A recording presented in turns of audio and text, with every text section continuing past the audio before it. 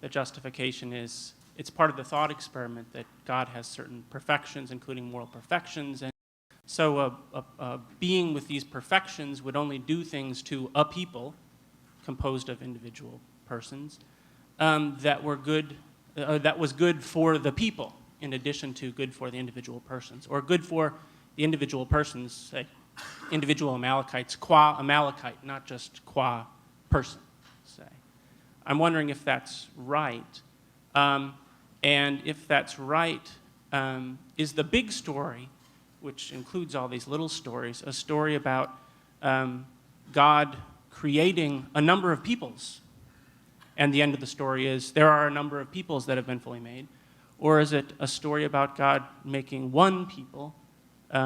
Or is there any difference in your mind about those questions? The first question, where do I get this idea about the Amalekites, is exactly that in the thought experiment, in the putatively possible world of the thought experiment, I stipulated that God has a morally sufficient reason for allowing suffering. So it's just a stipulation in the thought experiment. But I would say,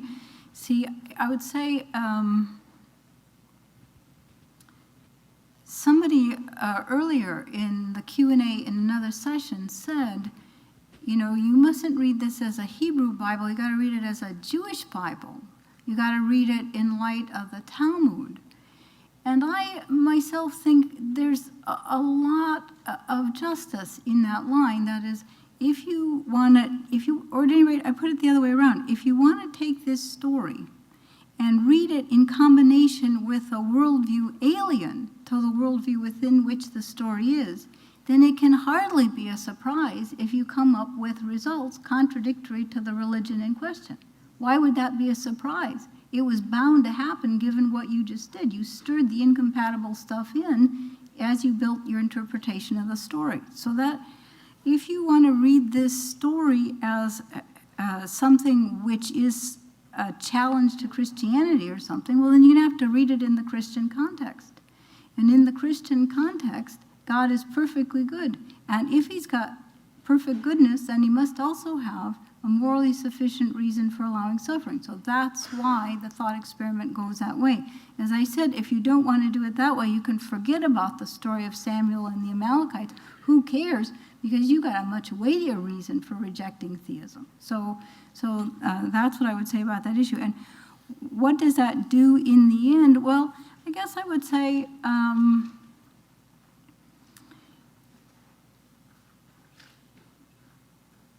you know, there's pedestrian ways to do things, and then there's elegant ways to do things. So you want to tell a story in a pedestrian way?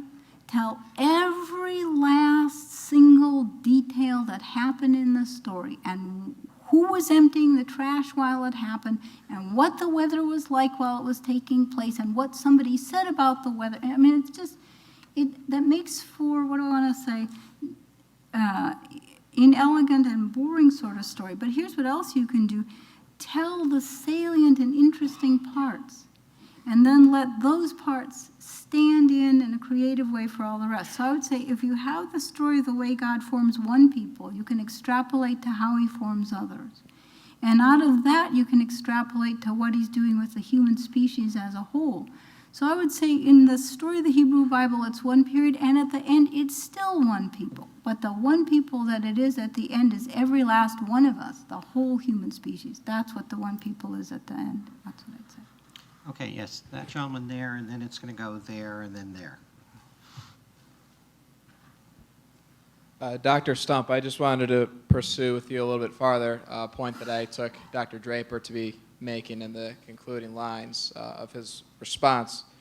It seemed to me that you had an observation of human nature that was fairly essential to your interpretation of this, or your reconstruction of this story, namely that human beings, and I think most people will probably consent to this, human beings often learn best through trial and error, through some sort of experience of their own, and dealing with failure, and as a result, learning what will eventually work.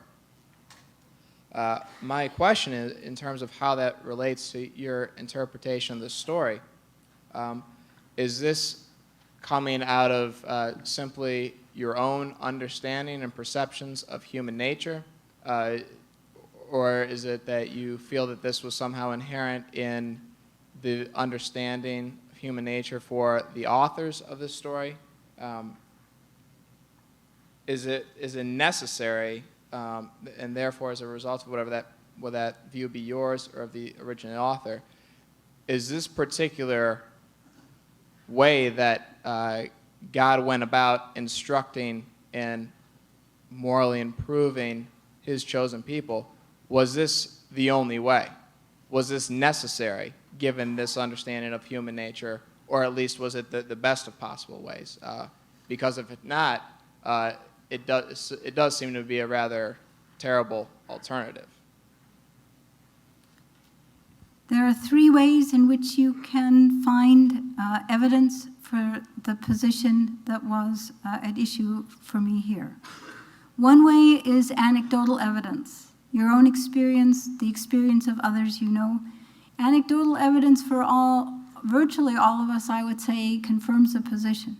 In addition, there's the evidence of the wisdom of cultures. So consider the Greek culture.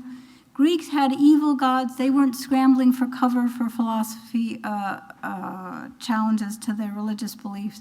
The Greeks held a position of this sort. Aeschylus says,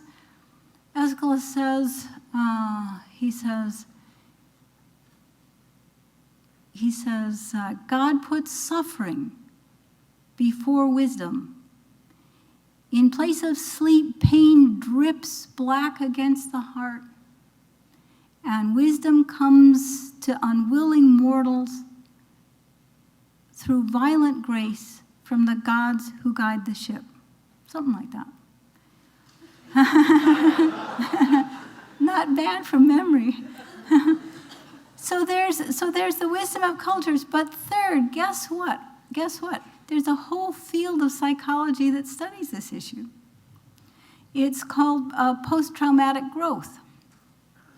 It's a burgeoning field in clinical psychology, and there are innumerable studies which demonstrate that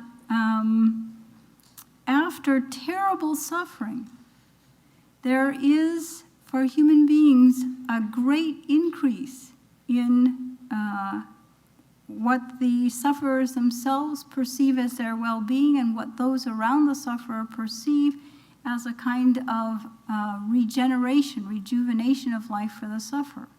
In the 1990s, somebody did studies of breast cancer survivors and found, to the astonishment of the researchers, that an overwhelming number of breast cancer survivors reported what the psychologists have come to call adversarial growth or post-traumatic growth.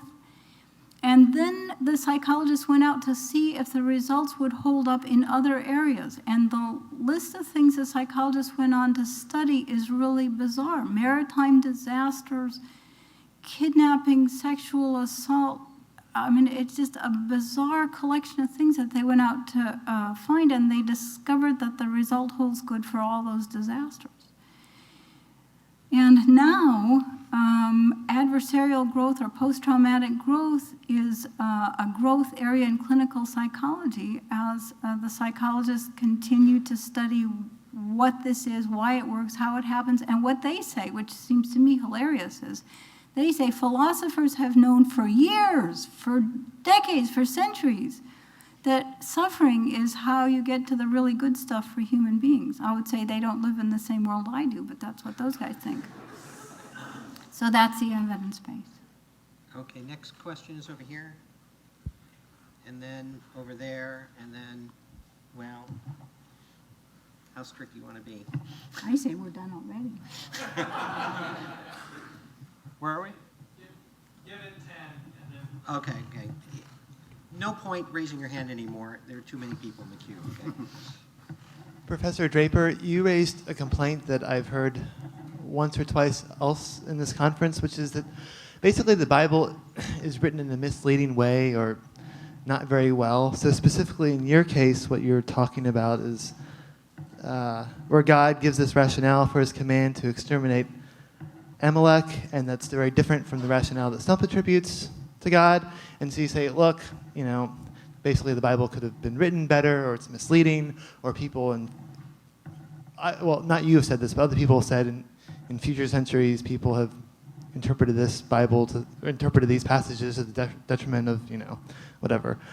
This criticism seems weak to me for the reason that almost any text, probably any text, is open to lots of different interpretations. And no matter how God, divinely inspired or otherwise, writes the text, there's going to be issues of interpretation. So, for example, consider the Constitution, which is a much simpler document.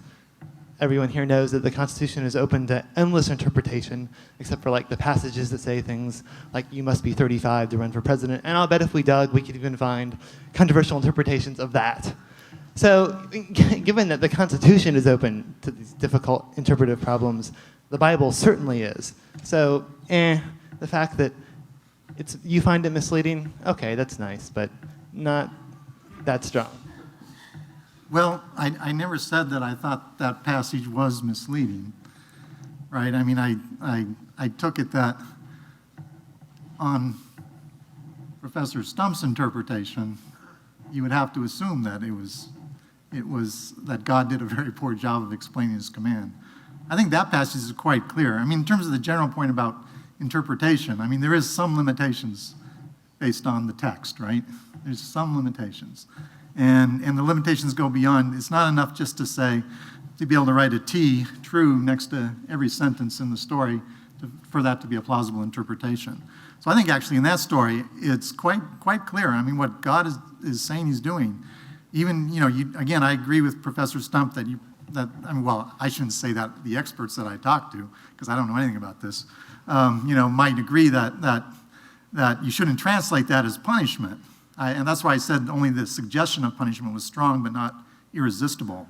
But one thing that is clear is that what's going on is that God is responding. He is destroying Amalek because of what Amalek did to Israel. Notice this isn't a case of destroying the Amalekites themselves for something to do with the Amalekites.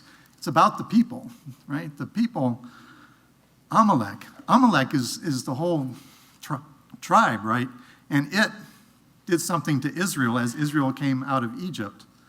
And because of what it did, now Amalek, not the Amalekites, of course, in order to destroy Amalek, the Amalekites are getting in trouble. But nevertheless, the point is, I'm going to do something now to Amalek because of that.